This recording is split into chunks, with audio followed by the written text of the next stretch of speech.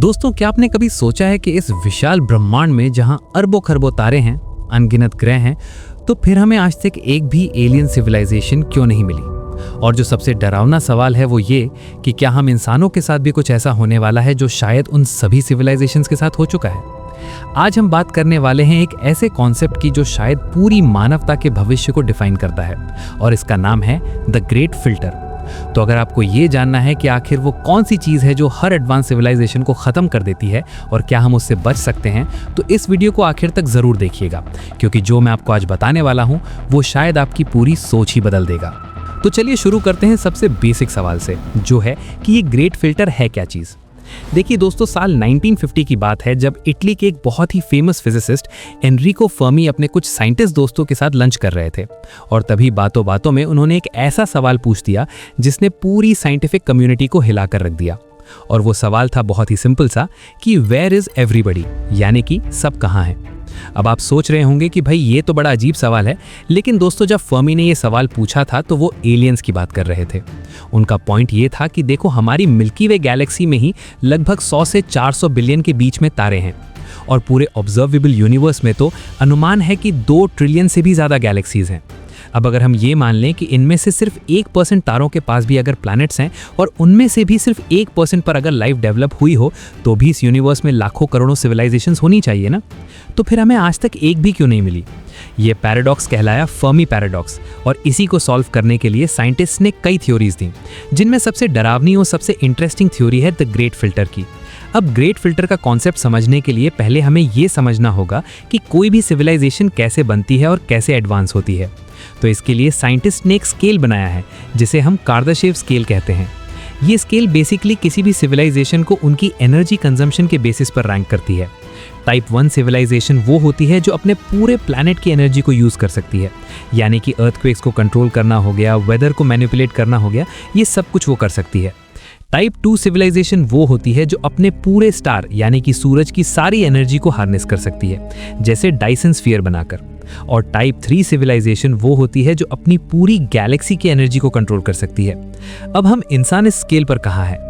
तो दोस्तों, हम अभी टाइप 1 भी नहीं है, हम लगभग 0.7 के आसपास कहीं हैं, यानी कि अभी हमें अपने प्लैनेट की पूरी एनर्जी को यूज करने में भी टाइम लगेगा। अब यहाँ पर असली सवाल आता है कि अगर इतनी सारी सिविलाइजेशंस होनी चाहिए थी तो कम से कम कुछ तो टाइप 2 या टाइप 3 सिविलाइजेशंस बन गई होंगी और उनके सिग्नल्स हम तक पहुँचने चाहिए थे ना। लेकिन ऐसा नहीं हो रहा है, और इसी चीज को एक्सप्लेन करने के लिए आया concept of the great filter. Great filter का आइडिया यह है कि लाइफ के शुरू होने से लेकर एक एडवांस्ड इंटरस्टेलर सिविलाइजेशन बनने तक के बीच में कुछ ऐसे स्टेप्स हैं जो क्रॉस करना लगभग इम्पॉसिबल है, और ज्यादातर सिविलाइजेशंस इन्हीं स्टेप्स पर खत्म हो जाती हैं।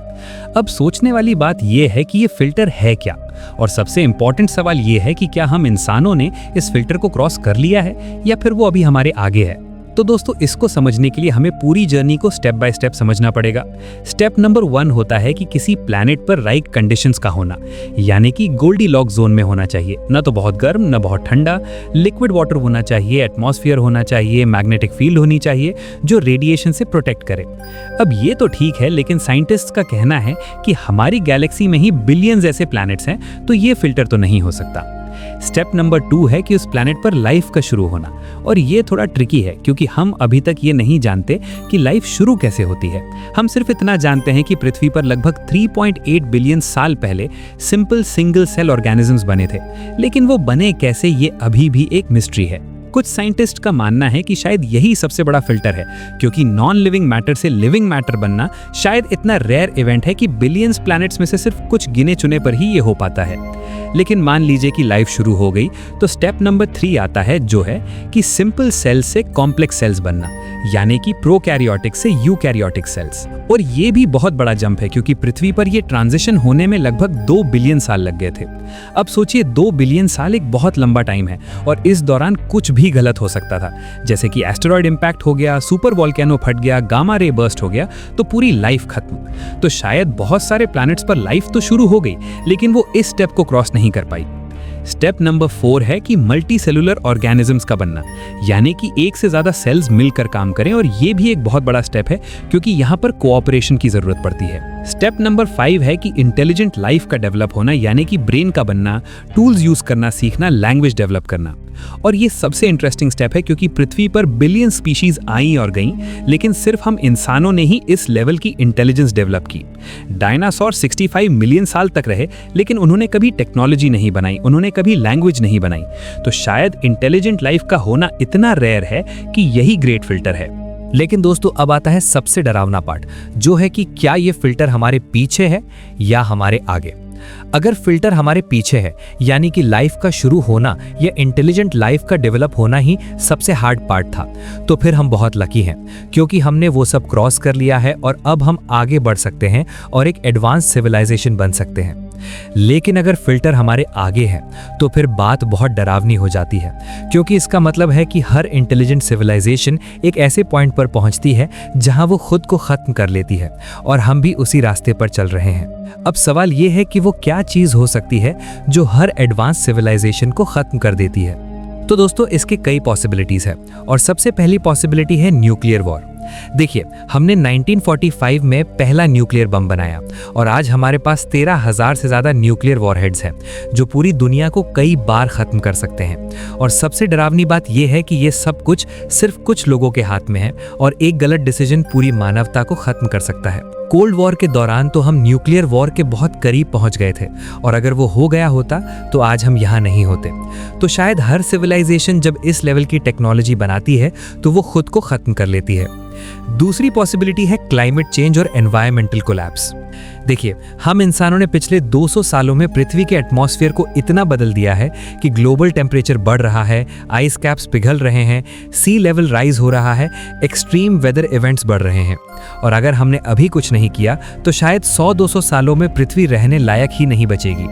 तो शायद हर एडवांस सिविलाइजेशन अपने प्लैनेट के रिसोर्सेज को इतना एक्सप्लॉइट कर लेती है कि वो प्लैनेट रहने लायक नहीं बचता। तीसरी पॉसिबिलिटी है आर्टिफिशियल इंटेलिजेंस।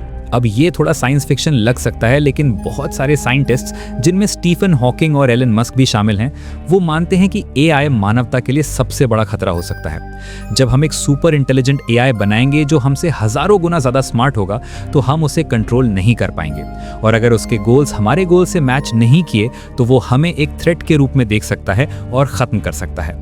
और सबसे डरावनी बात यह है कि ये सब कुछ बहुत तेज़ी से हो सकता है, शायद कुछ ही सालों में। चौथी पॉसिबिलिटी है बायोलॉजिकल वेपन्स या पैंडेमिक्स। कोविड-19 ने हमें दिखा दिया कि एक वायरस पूरी दुनिया को कैसे रोक सकता है, लेकिन वो तो फिर भी नेचुरल था। अब इमेजिन कीजिए कि अगर कोई लैब में एक ऐसा वायरस बना दे जो बहुत ज़्यादा कॉन्टेजियस हो और बहुत ज़्यादा लीथल हो, तो वो पूरी मानवता को खत्म कर सकता है। और जैसे जैसे हमारी बायोटेक्नोलॉजी एडवांस हो रही है, वैसे वैसे ये खतरा भी बढ़ रहा है। पांचवी पॉसिबिलिटी है एस्टेरॉयड इंपैक्ट या कॉस्मिक थ्रेट्स। 65 मिलियन साल पहले एक एस्टेरॉयड ने डायनासोर्स को खत्म कर दिया था, और ऐसा फिर से हो सकता है। या फिर कोई गामा रे बर्स्ट हो सकता है जो पूरे प्लैनेट को रेडिएशन से भर दे। और सबसे डरावनी बात यह है कि हमारे पास इनसे बचने का कोई सही तरीका नहीं है। छठी पॉसिबिलिटी है रिसोर्स डिप्लीशन और ओवर पॉपुलेशन। पृथ्वी के पास लिमिटेड रिसोर्सेज हैं और हम उन्हें बहुत तेजी से यूज कर रहे हैं। पॉपुलेशन बढ़ रही है, फूड शॉर्टेज हो रही है, वाटर शॉर्टेज हो रही है, एनर्जी की डिमांड बढ़ रही है। और अगर हम ऑल्टरनेटिव रिसोर्सेज नहीं ढूंढ पाए या दूसरे प्लैनेट्स पर नहीं जा पाए, तो शायद हम अपने ही रिसोर्सेज के लिए लड़ते हुए खत्म हो जाएंगे।